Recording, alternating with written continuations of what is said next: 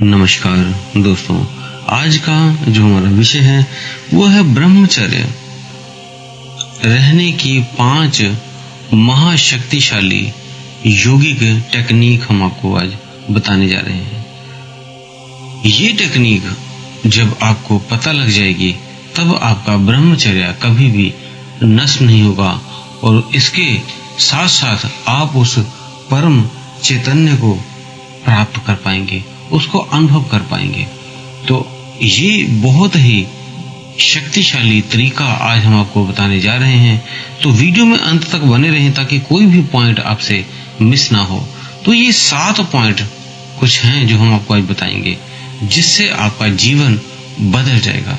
तो आप सभी का हम स्वागत करते हैं अपने चैनल में आत्मा से परमात्मा का सफर। तो पहले है आपके ब्रेन के ऊपर और ब्रेन से बिल्कुल सबसे नीचे आपके शरीर में मूलाधार से 2 नाड़ियां चल रही होती हैं जिसे हम ईड़ा और पिंगला कहते हैं। जो आपकी ईड़ा नाड़ी है वो स्वादिष्ठान चक्र से मीन्स दूसरे चक्र से शुरू होती है और जो आपकी पिंगला नाड़ी है वो आपके मूलाधार चक्र सबसे नीचे वाले चक्र से शुरू होती है, पहले चक्र से। तो इनका जुड़ाव आपस में फिर धीरे धीरे ऊपर हर चक्रों में अलग अलग जगह पे जाके ज्वाइंट होता है। अब जो ईड़ा नाड़ी है उसमें ऊर्जा ऊष्मा तेज होती है,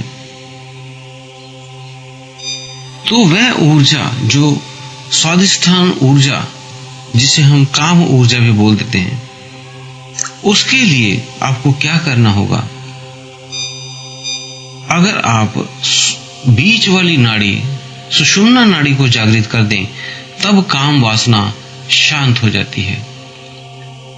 जैसे कोई चीज बहुत ज्यादा गर्म है तो अगर आप उसमें पानी डाल देते हैं तो वो ठंडी हो जाती है और आप उस चीज को फिर उठा सकते हो। जैसे बर्तन कई गर्म होते हैं, आपने उसमें से खाना निकाल लिया लेकिन उसे उठा नहीं पा रहे, गर्म है, तो हम पानी फेंक देते हैं। गर्मियों में कभी कभी आप देखते हो कोई बाइक आप कोई स्कूटर आप बाहर खड़ा कर देते हो, उसकी जो सीट है वो बहुत गर्म हो जाती है बाइक की, तब आप उस पर थोड़ा सा पानी डाल के और थोड़ी सी छाया में जब खड़ा करते हो तो वो दोबारा से नॉर्मल हो जाती है, वो बैठ के आप चले जाते हो। इसी तरह आपके भीतर ऊर्जा, गर्म ऊर्जा और ठंडी ऊर्जा दोनों है अलग अलग नासिका में, चंद्र और सूर्य नाड़ी, इसे ही हम ईड़ा और पिंगला कहते हैं। आपने एक श्वास भरनी है और दूसरे नाक से छोड़ देनी है, फिर दूसरे से लेनी है और पहले से छोड़ देनी है। मीन्स आपने अनुलोम विलोम थोड़ी देर करें, आप 5 मिनट तक कर लें। आपकी जो ये गर्म ऊर्जा है, जो काम ऊर्जा थी, वो शांत हो जाएगी क्योंकि आपकी सुषुम्ना नाड़ी चल पड़ेगी।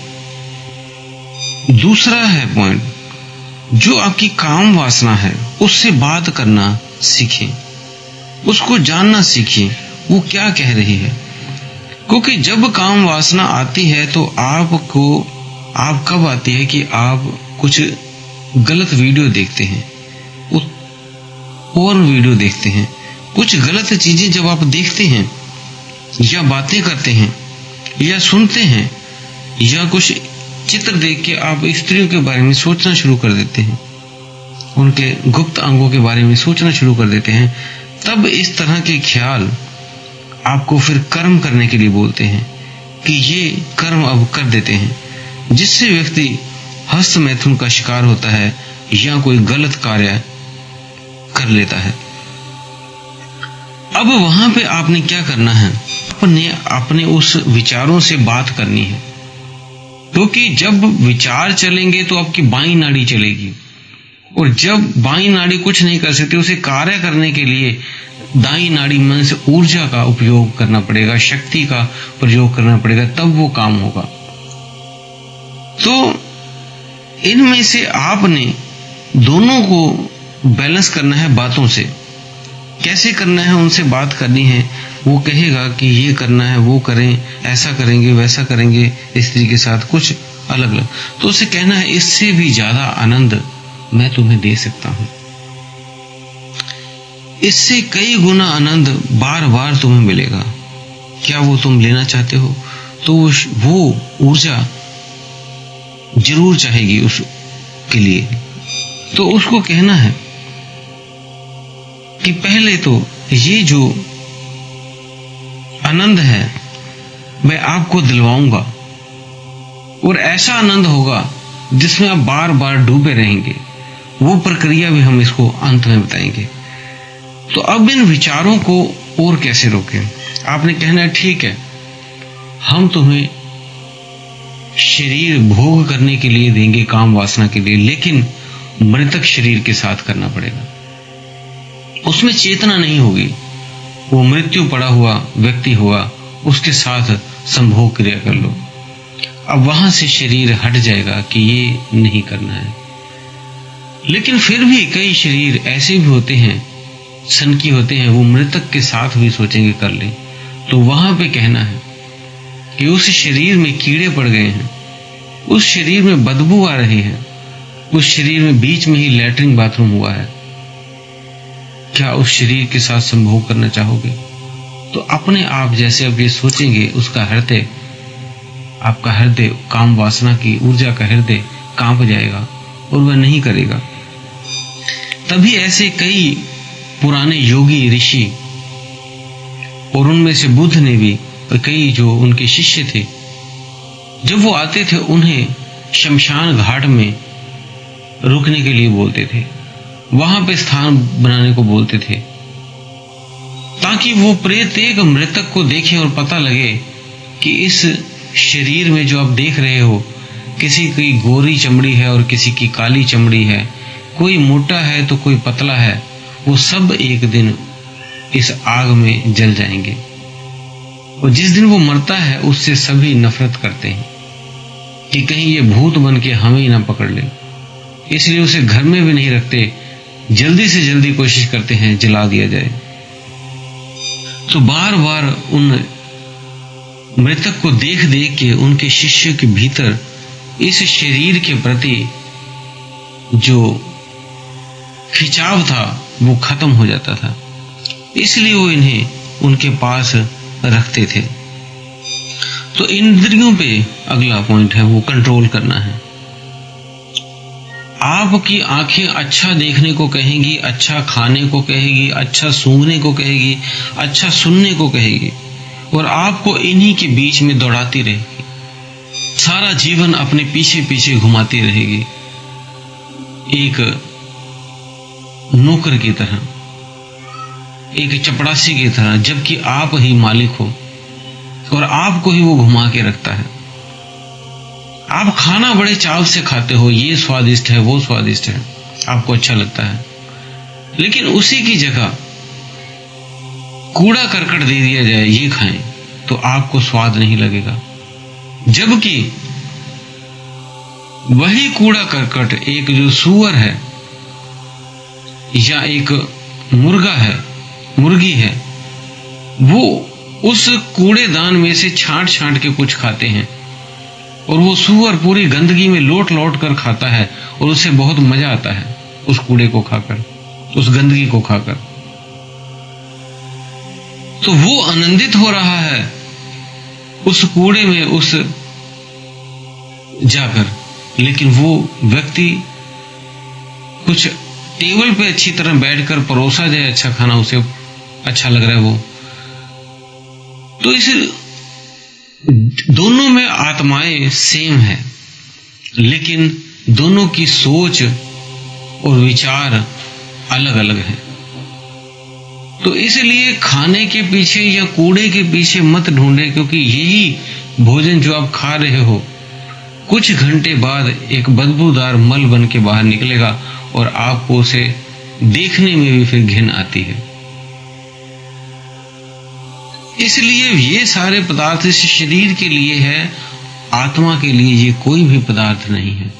उसके लिए ना ये खाना अच्छा है, उसमें उसको आनंद नहीं आएगा, और ना ही उसको सुनने में आनंद है, उसे तो उस परम तत्व की ऊर्जा जब अनुभव होती है तब आनंद आता है, जब वो उस चैतन्य को प्राप्त करता है, अनुभव करता है तब।